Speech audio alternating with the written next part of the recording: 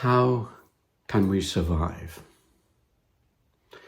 This is a talk based on my small book published about 5 years ago on how can we survive, some thoughts for young people around the world, in particular in China and elsewhere.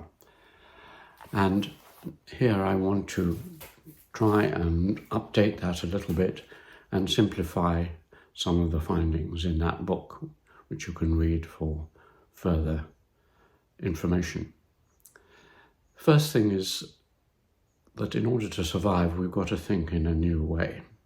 We've got to get outside the box, as the cliche goes. We've got to rise above our current problems. As Einstein suggested, problems are never solved at the level at which they are created. We have to rise right up to a world level. And that involves looking at the whole of human history and where we have got to by now in terms of the past, and also the whole of the world cross-comparatively, because we live in a global civilization and we can't solve these problems at the level of one nation or even one civilization. And that also involves a comparison between the solutions that have been attempted in the past and in the present and across the planet, because each new civilization has new answers to these problems. Another feature is that in doing this, we have to look at the tendencies that rule our lives, and many of which we have now got to understand and then reverse, because as with, for example, the tendency for population to increase or warfare to increase, these things have to be stopped, and we have to understand the strong propulsion along these lines of tendency. And finally, we have to look at these very huge and difficult problems and simplify them. Again, as Einstein said, make things as simple as possible, but not simpler. So we have got to have some very simple ideas and solutions. So those are some of the general approaches to solving the world's existential problems. And I want to now look at one or two of them, or a few of them from this book, to see what ideas could be suggested by those approaches. I suppose the most dangerous threat facing human beings is war, international war. We all know that just a small mistake or a press of a button or an intentional escalation could lead to the destruction of our whole planet. We have far above the number of nuclear weapons and other weapons to destroy humankind forever. And many people think that's pretty likely. So facing that, what can we do about it? Because again, if you look at the tendency has been for, certainly from tribal societies, which are often very warlike, competing for resources and other things, and then through the great peasant civilizations, constant warfare, and then through the period of the nations and the nation states of the 19th and 20th century. Human beings are an extremely warlike, aggressive species, and in particular some of their ideologies, the ideologies of capitalism, communism, Christianity, Islam, many of them see the world as a struggle for survival, as in Darwin's work.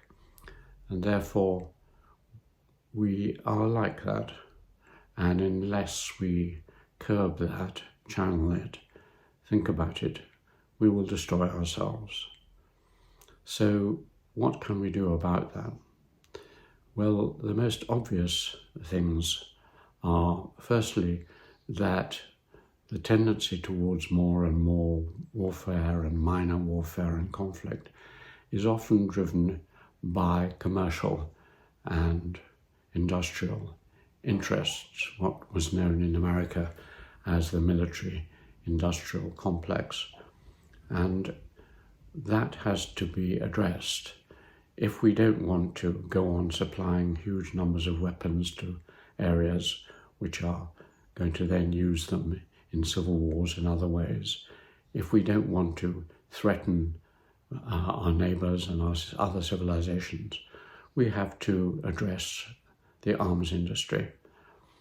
At the moment, the world spends nearly $3 trillion or pounds a year on weaponry. Half of that, more or less, or at least a third, is the United States. That's a vast amount.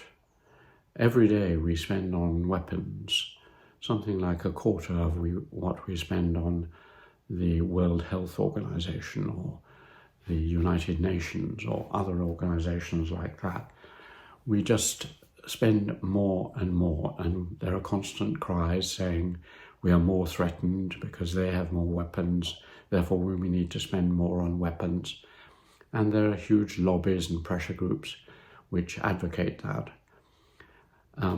If instead of spending much of our surplus world wealth on weapons, we spent it on development, on health, on education, on water, on nutrition, on dealing with migrant problems, we could do that. If we, for example, decided internationally that each country would reduce their military expenditure by, say, 5 or 10% a year and put it into a world fund for development, the world would be transformed. The amount of research into alternative energies, the deforestation of the Amazon, the migration flows, the hunger, all those things could be addressed reasonably easy with the money we now spend on weapons. To take an example, it's estimated that the United States, in its attempt to seize and then hold Afghanistan through the Afghan army and elsewhere, spent something like £2 trillion dollars on military expenditure. It spent 1,000th, the most of that, 1,000th, on aid development. Now, if it had been reversed, Afghanistan would now be a bustling, rich, wealthy, healthy place. And even if the Taliban had come back to power, there would be a large civil society and an entirely different world.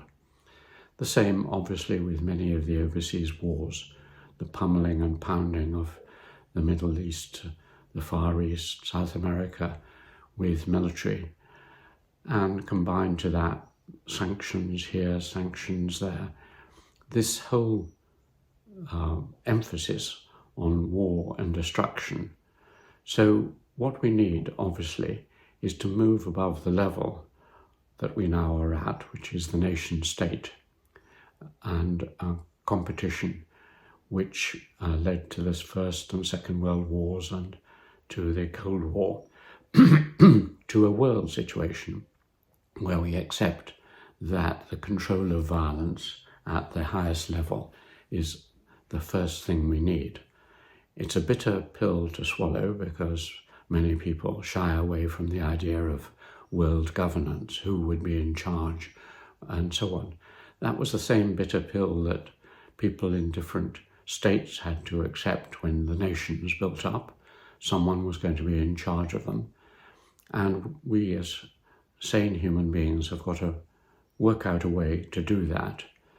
Previous attempts to do that, the League of Nations, the United Nations, both have failed, or at least the United Nations is almost failing, and we've got to make a new start on that. And in order to do that, one prerequisite is that the larger countries, particularly America, China, India, and Europe have got to accept that there is a level above them, a level of law and governance, which they have to obey, even if it doesn't appear always to go in their own direction. And this is particularly difficult for the United States, which has been the unparalleled world power over the last 70 years, and particularly since the fall of the Soviet Union. So that's got to happen. And if it doesn't happen, we might as well give up. So rechannel, turn our swords into plowshares, and work towards world governance. The second most direct threat, as many people now recognize, is to our global ecosphere. Global warming, overpopulation, destruction of resources, all these things are now becoming daily events, and we have to address them. The causes of this are quite well known. One is this extraordinary growth of population from 1.5 billion at the beginning of the Industrial Revolution to now, in fact, less than that, half a billion in the middle of the 18th century, to 16 times that now.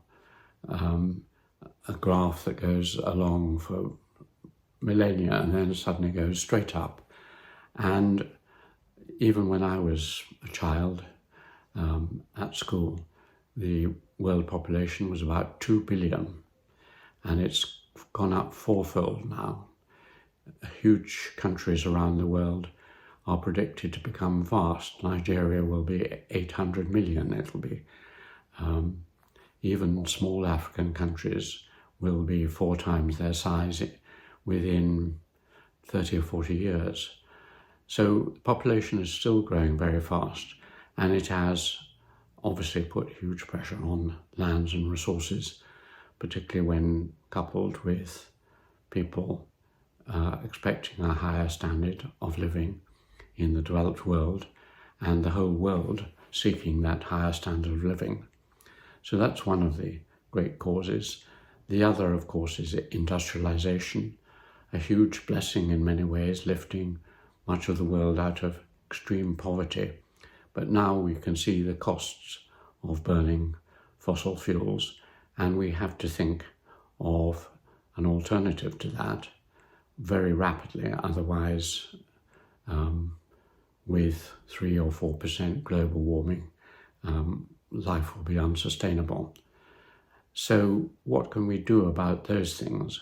Well, in terms of population, we've got to face up to it, that we've got to halt it, or at least ameliorate it. It's being done in certain parts of the world. Over half the world societies are either negative or bumping along, and that's fine. They can continue to reduce. But there are areas, particularly in sub-Saharan Africa and in the Muslim belt of the Middle East, where, for various reasons, cultural and economic, large families are desired. 2 of the solutions which have worked in many places. One is to increase the expectations and education of women, who are no longer just seen as childbearers, and that has worked in many places. And the other is to raise the cost of education and raise affluence in general, and that often leads to a choice to have smaller families and to have a better style of living, and to provide, obviously, free and easy contraception and other methods for those who wish it. In terms of global warming, one or two things come to mind. One is we've got to see it as a change in our style of living. It's not enough to tinker with it with technical solutions. We have got to adapt to a changed world. And 2 obvious ways. One is meat eating. A lot of the methane gas and other destruction of forests for cattle and so on, could be dealt with very, very quickly if alternatives to meat, because people obviously quite like the taste and feel of meat, and if there are substitutes or alternatives which are already available widely, but they're often more expensive. And if governments said, we don't want you to eat meat, and here are the cheap alternatives, there would be dislocation in many of the agricultural societies and so on, which would have to be supported. But you could move away to a more or less meatless world within 5 or 10 years, and that would have a huge effect. The other one is tree planting. Forest cover on the world could be increased tenfold, and that would suck in our carbon and also the protection of the peatlands. Those two things would mitigate the situation, but you are still going to need more sources of energy to replace fossil fuels, and they are now being invented. For example, they have invented in China a small modular nuclear reactor about the size of a large deep freeze, and one of these can power something like 600,000 households. So about 14 or 15 of them could power the whole power grid of Britain at about 1/4 of the cost of the new power station at Sizewell C that's being developed. And that Sizewell C will only deal with 7% of British needs. So at 1/4 of the cost, you could deal with the power energy needs of Britain. And if you had these distributed across the world, in crucial places, you could start using the energy from them, for instance, to desalinate water and make lands in desert areas productive, and also to suck in carbon from the atmosphere.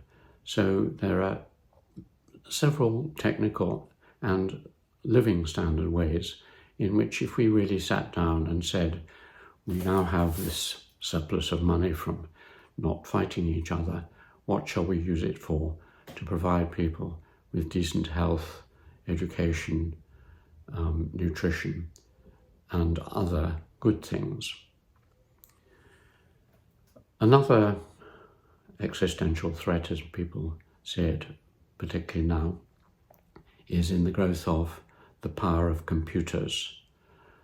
I remember reading 3 or 4 years ago articles predicting when computers would become more intelligent, as it were, than human beings, that one computer would have the brain power of the whole of the human race. It was called the singularity, and that was predicted to be in about 2050. Now, those who are involved with artificial intelligence and supercomputing tell us that it's come from 2050 to perhaps within 5 or 10 years, when one computer will be more powerful than all our brains on the planet, and any single computer such as that will be not only extremely powerful in solving mathematical and other linguistic problems, but actually have some intelligence in the human sense, in that it has imagination, creativity, self-awareness perhaps, so it's almost human. So the threat is that we will be pushed aside by these machines, and biological life forms on this planet will disappear or become the pets of this new super species. People like Jeff Hinton, who's just resigned from Google, who is a fellow of my college, are very afraid that this might happen and that we need to face up to this. because these new artificial devices are wonderful and they are helping us solve many problems in medicine and physics and chemistry and agriculture, which are beneficial to human beings. But like all technologies, like splitting of the atom, and even the discovery of new medicines, which had great good effects, but also helped lead to the population explosion, this technology has to be controlled. It also has to be controlled because it will have undoubtedly two other side effects which we have to face up to. One is that we will no longer need most human labour. Previous technological revolutions have replaced other parts of the human body and put vast swathes of the working population out of work. Tracing this in England, the first was the agricultural revolution and the second agricultural revolution in the 19th, 20th century, which basically meant that people who had worked on the land no longer had a job. You had machines to do it. And so they went into the cities, and the countryside now is more or less bare except one or two people driving huge machines around. The next phase were the blue-collar workers, the people who worked in factories and mines, and they have been made redundant by machines in factories. So in the second half of the 20th century, the British factories and mines were closed down and are now hardly active. It's a service economy. And this will occur increasingly across the world. But artificial intelligence then moves it up to the next level, which is the mind, the human brain. And this is the province of the professional classes, the lawyers, the doctors, the professors, the heads of the army, all the different professions. Very small number, but they will be nearly replaced. That is to say, one doctor, one lawyer, one professor will be able to do the work of 20 using artificial intelligence.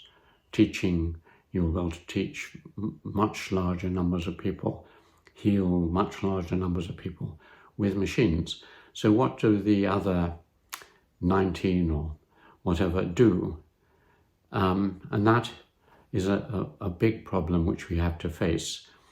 And how do we fill our time? That's one of the, and not feel alienated, because people have often gained their sense of identity and meaning and worth from working, and particularly in Protestant kinds of cultures where you work as a form of service and in relation to God and spiritual matters. But everywhere, work has been very important as a component to the middle part of human beings' lives. And the second effect is that we will completely have to rethink our economy, because since the beginning of peasant societies anyway, the allocation of resources, rewards from production has gone along the lines of work. You work and you are paid, and that's how capitalist and other societies have operated. How can we deal with a situation where you don't work? Or if you do work, you work for 1 or 2 days a week at the most. So we will have to have new schemes such as universal credit and new forms of payment and allocation which take account of the fact that we can't use labour as the main form of principle to distribute profits. Moving on to another area, that is health. Now, health has been obviously a huge concern of human beings, pain and suffering, ill health, and until very recently there was nothing people could do much about it. Little was known about it, and there were only traditional medicines to deal with most illnesses. The first big change occurred in the later 19th century when, with the discovery of bacteria and viruses and research onto epidemic diseases, a number of the great epidemic diseases, bubonic plague, malaria and others, began to be dealt with. And then the second great breakthrough was in the 1930s and 40s with the antibacterial substances, penicillin and so on. And suddenly now, human beings, their whole life has been changed in much of the developing world at least, because they live 10, 20 years longer. The diseases that would have killed them in their 60s and 70s now just make them a bit ill and they recover. So this has had a huge effect on demography, on life expectancy, but also on medicine. And certainly in Britain and many countries, we're facing a health crisis because our hospitals cannot cope and our doctors cannot cope. They're dealing with the double pressure of an aging population with many endemic diseases which are expensive to cure and preoccupy a lot of the time and energy of doctors and hospitals, and the escalating cost of pharmaceuticals and drugs. And as a result, there are calls to pump more and more of national resources into health, and the results become worse and worse. So that's what's happened, and the solution is not out of sight. And that is basically something similar to what was developed in China during the communist period, the famous barefoot doctor idea. The idea then was you had very little money, a huge population which was needing healthcare, and so you sent out people who had had minimal training, a month or two of simple training. They were given a few really basic medicines in a rucksack or other ways of carrying it, and they went and travelled around dealing with many of the perennial irritating health problems.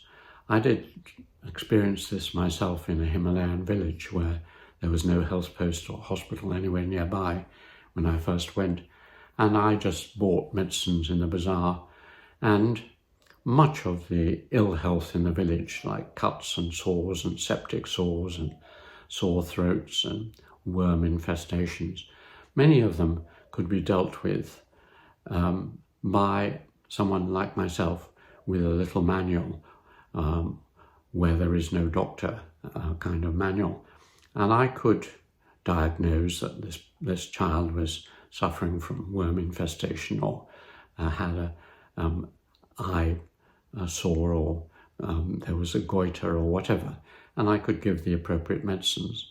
Now, if you rolled this idea out, if you stopped spending all your money on expensive medicines and on institutionalizing health in large hospitals, the 19th century solution to economies of scale, and you decentralized health to a system which I've seen also working in China, where you have local health posts in every village.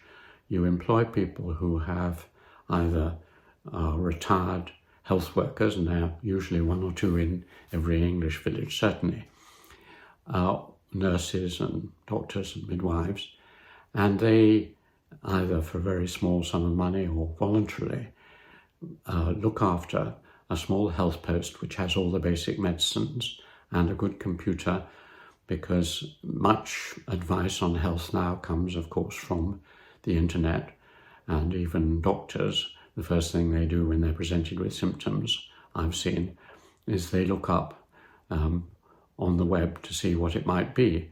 Well, anyone can do that, more or less. So basically, these small health posts, staffed by amateur, partly trained people, deal with I think probably 90% of the health worries of an aging population and others.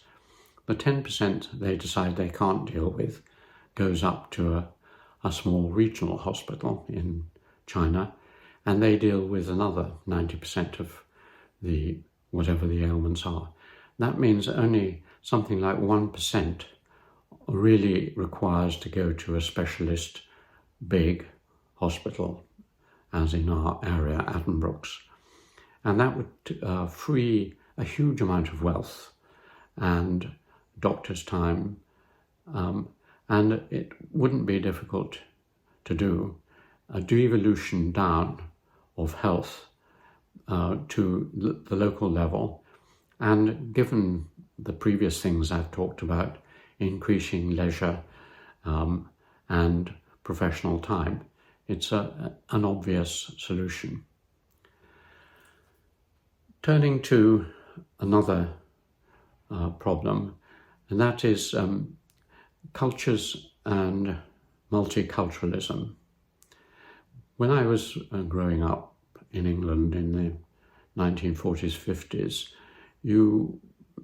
I think never, I won't say never, but very occasionally met anyone from anywhere further than perhaps France or the near continent.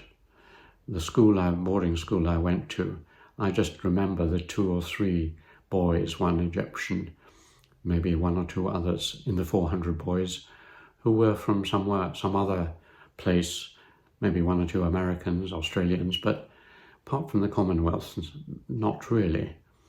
Even in the village I live in now in England, 10, 15 years ago, you hardly ever saw anyone from any other culture or far away, in other words, Africans, Indians, Chinese. Now, just as I had my breakfast, I saw some Indians walking past my breakfast window, and I know that in this little village of 600 or so people, perhaps 100 are now from Africa, India, Japan, China, and so on. And if you go to a big city, going to London, you find there are whole sub-areas.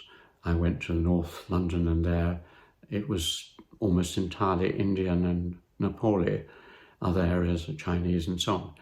So we are now in a multicultural society, and our media are the same. If you watch television or popular culture, football, everything else, it's multicultural. Now, this is not easy for many people to accept. They feel threatened, their own identity undermined, or their jobs threatened, and it's behind a good deal of populism and nationalism. So how are we going to deal with a world which is very multicultural? Well, 2 obvious solutions. One is to increase understanding. This is being done anyway, because many of English schools anyway are filled with many languages and many cultures. How much formal teaching there is in those schools about the other cultures, I don't know, but certainly they learn that people from different parts of the world originally are not different from them in basic ways. But there is still a great deal of misunderstanding, for example, between America and Europe and China. The Europeans, Western, white sort of people often know nothing at all about how China has worked, its history, its culture, its assumptions, and it's not the same the other way around. The Chinese know a lot about the West, but if we're going to live together, we have to increase intercultural understanding. And my own discipline of anthropology was geared to that. That was its central reason for existing, understanding the other, whoever he or she was, anywhere in the world. So comparative anthropology taught at all levels of education and encouraged on the media would be one solution. The other is something which I've observed in relation particularly to Britain and its relatively successful imperial system. All empires, no doubt, are evil, but one of the less evil ones, I think, was the British Empire. And in that, there was a big separation made between basic things on which you have to be united. And that was basically society. That is the rules of the game in terms of politics. You have to accept a political system which governs you.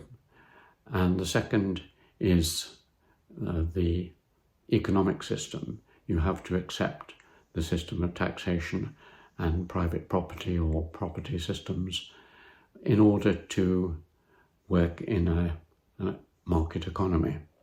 So those two things, in the English Empire case, peace and reasonable taxation and judicial system, have to be uniform, more or less, across the world, a world system of accepted political and legal and economic rules.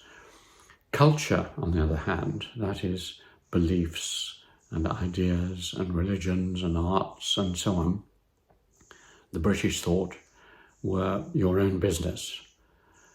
You, as long as you paid your taxes and you didn't murder people and so on, what you believed, what you ate, what you wore, and to a certain extent, even your family customs and your marriages, within reason, were your own business. So a great proliferation of variety in cultural worlds was perfectly reasonable, because all we need is to get along with people, is that we drive on the same side of the road and we pay fairly for what we buy and so on. Now that isn't entirely easy. It sounds easy, but many cultures and civilizations and many of the continental empires were based on the idea that once you were absorbed into them, you had to absorb their culture as well as their social norms. And so in the French Empire, you had to speak French and you had to go through a French kind of education and so on, which gave you more rights, but also more obligations. And if you started going against that, you were no longer French. So those are two areas which we need to pay attention to. And of course, there are many others. Another area I talk about is education. Now, education traditionally, through most of history, has been a device largely at its higher levels, of course, only available to males and rich people until pretty recently.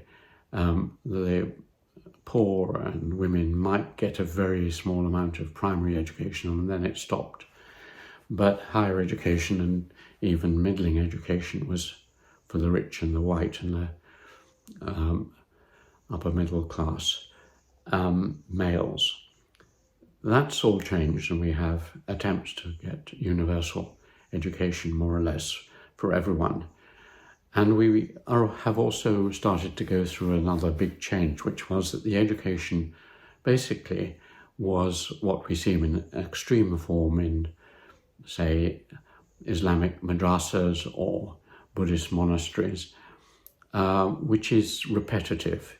It's learning the old truths, what was written in the ancient sutras, what was written in the Quran, what was written in the Bible, repeating it, learning it, turning a human being into a library where these great truths are passed on from generation to generation. It was nothing to do with teaching people to think creatively, to question, to come up with imaginative new solutions. Now, to a certain extent, some educational systems moved away from that. My own in England and Cambridge from early on, there was a great deal, even in medieval universities in the West, which was about argument, questioning, and thinking of new solutions, partly because they were geared to things like law, where you needed to do that in certain forms of law, and they were geared to rhetoric, mathematics, and philosophy. And so there was the idea of education actually teaching you to think in a newish way. But that wasn't the Confucian tradition in China, nor in India, nor elsewhere. It's now spread around the world, and it's very good. On the other hand, it's an education which was devised and implemented over the long centuries for a world which is changing so fast, as I've discussed, and facing new challenges in terms of what you do with your life and your leisure and so on. And so we now have to rethink from the scratch, from the bottom upwards, our educational system. And one or two thoughts that occurred to me in relation to that. One is that education was previously seen as a training for your real life, which was for your job the rest of your life. So it was from the age, formal education was from the age of 4 or 5 or 6 or 7 until you left school. For most people 14 or 15 or 16, but some going on to university. The universities were earlier. So your education was usually over by 20, if not well before. And then you lived your work life, 30, 40 years, and then a few years retirement and you died. Now all of that has changed. You're going to live much longer. You're going to live in a world with a huge amount of probably leisure and time to do other things. So our education has to change, deal with that. And two obvious ways in which that has got to change is one, that the education has got to train you not for a life of work down mines or factories or even in a lawyer's office or a hospital, but that's going to be only a part of your life. Most of your life will be outside that. So you have got to be trained in the arts of living. And that means in poetry, painting, music, travel, friendship, all sorts of other things, which will be how you will survive and thrive. So the goals and methods of education will have to change. And the second is this grouping of education into a period very early in your life. Because the world is changing so fast, because we have to reskill all the time, because we have to refresh our knowledge and our competence, education will have to be seen as something that goes on right through your life.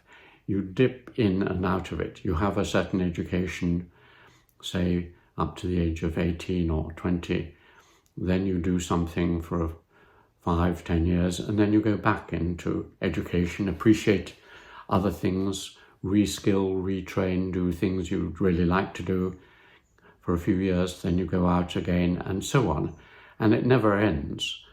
You have the University of the Third Age, which is popular around England, and even the University of the Late Third Age, which is what I'm entering in my 80s, where you go on learning. You never stop learning.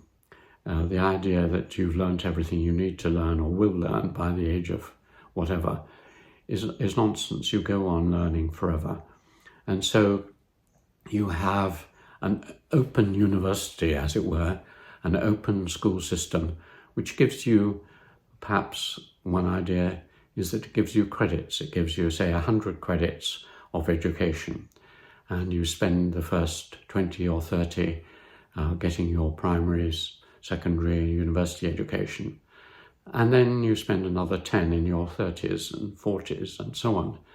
And each time you can go in and go out and you learn new things. It also deals with the problems of, part of the problem of leisure, because there's nothing as rewarding and time-consuming as learning new things. And so education becomes a form of leisure and activity as well. So that's yet another area where we can look at our world. Let me now see what other things I dealt with.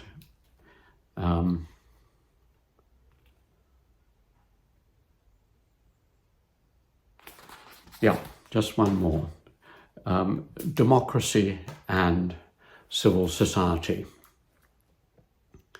Now, again, if you trace the history very briefly, democracy of a kind was practiced famously in ancient Greece, but of course it wasn't our sort of democracy. It was males, it was citizens, it was free people, and it was therefore wealthy people, and therefore only, I don't know, a 10th or 20th of the population of Athens took part in it, and they could all get into one large square and discuss things. Now that model was largely dropped and occasionally revived in very small parts of Europe, like Venice or some of the Italian city-states, or later a little bit in Holland and 17th century England with Parliament. But all these democracies ruled by the people of themselves were partial and they were very small scale, and they worked because you actually participated in them. If you were part of the democracy, you actually heard your voice. It was like a town hall meeting. Now, what has obviously happened is that the world has mushroomed since then, and something which sort of worked in a small city-state, sort of worked in 18th century, early 19th century England, though it was very partial and a lot of corruption and so on.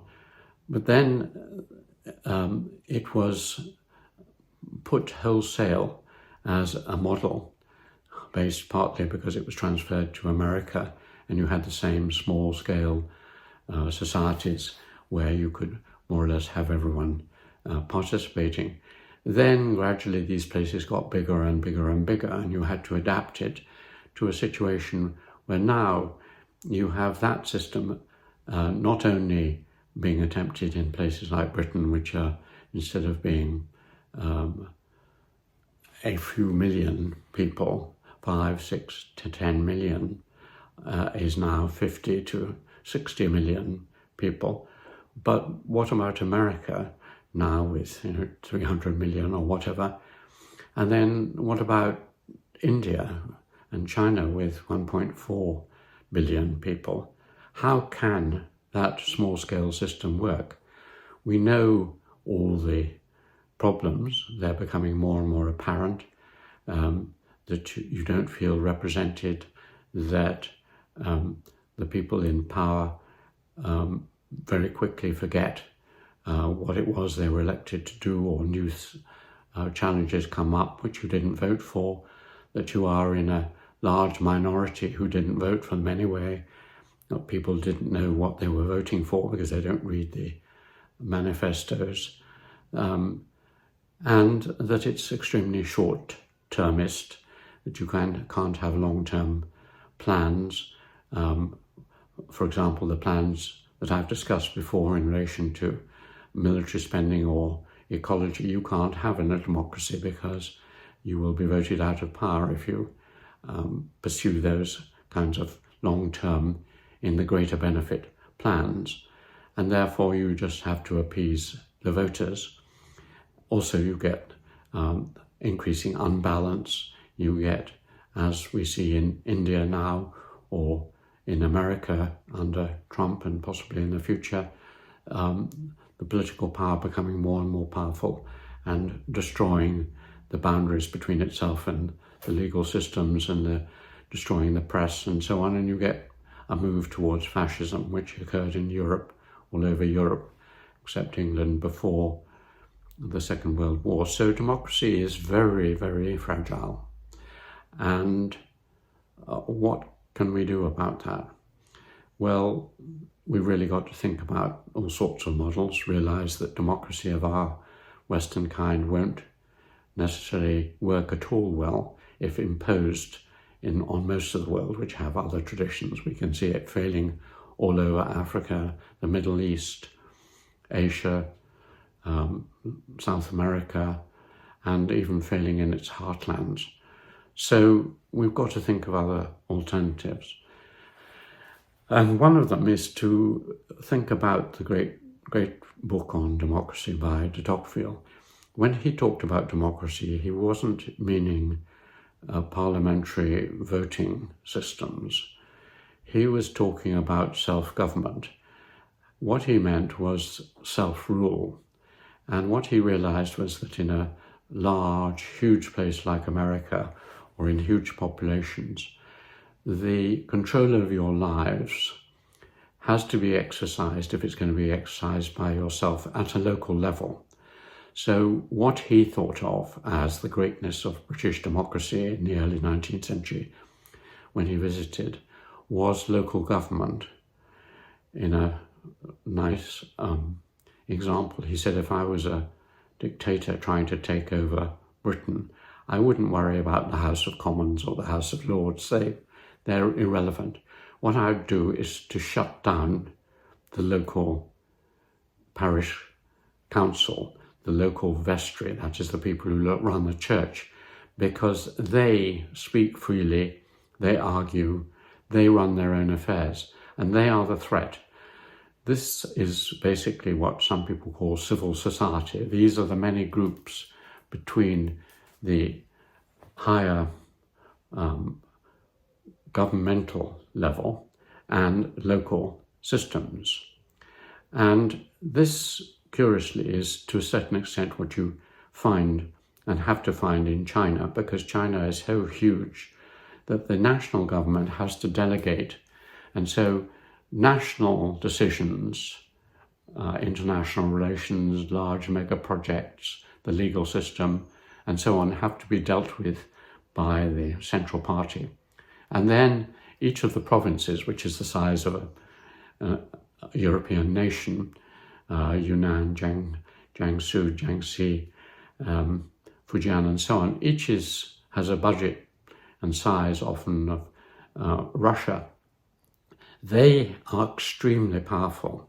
They are more or less countries, and they run their own educational systems and housing systems, and much of it is delegated to that level. But they are still very, very big. So you have another level, at the level of cities and towns, mayors, who run things that should be run at that level. Below them, they have another level at the level of villages or counties. And so you have 5 levels. And at each level, at the lower levels, you vote in secret elections for the officials and the local.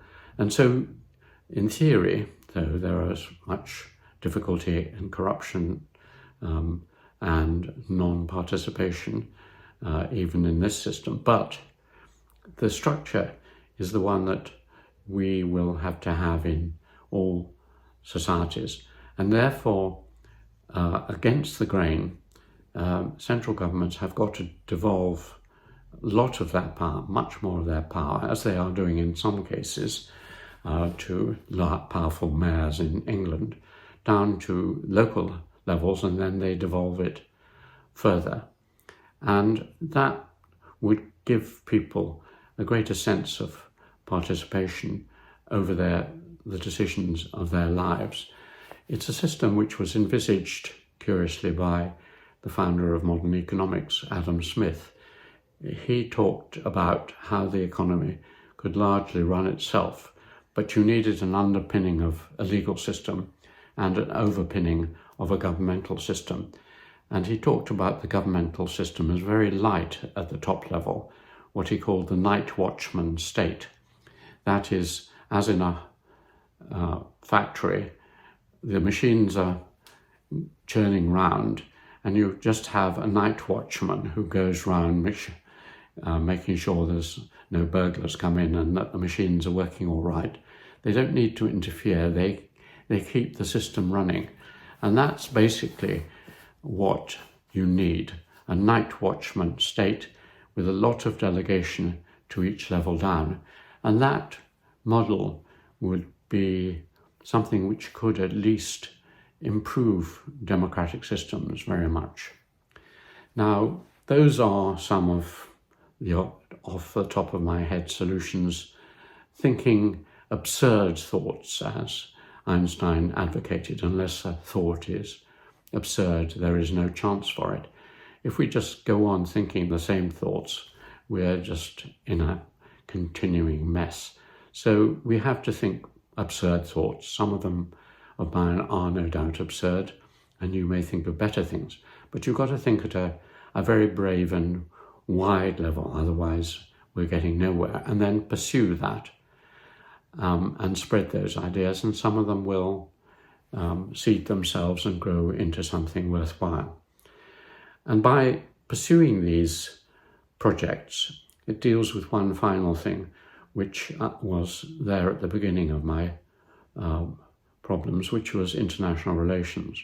At the moment, the standoff between America and Russia and China is causing untold damage to everyone, and as it has done throughout the Cold War and before. One of the ways to lessen those tensions is to turn our attention away from what divides us and what we feel is threatening us to facing existential threats. To a certain extent, during COVID, the world united. If we were faced by the threat of Martians, it's possible that we would pool our efforts. If we're faced with existential extinction by AI or global warming, surely this requires us to put aside our petty quarrels and to form a united research and implementation of solutions to problems which will affect us all, not least because we know that if we deal with any of these problems at a national, even civilizational level, that's not going to solve the problem. It's got to be done right at a world level. So we've got to do that. So those are my thoughts about how can we survive. And if you're interested in a little more detail, though even now, 5 years later, I've had to obviously rethink some of my ideas, but my ideas such as they are can be found here and on my website, www.alanmacfarlane.com.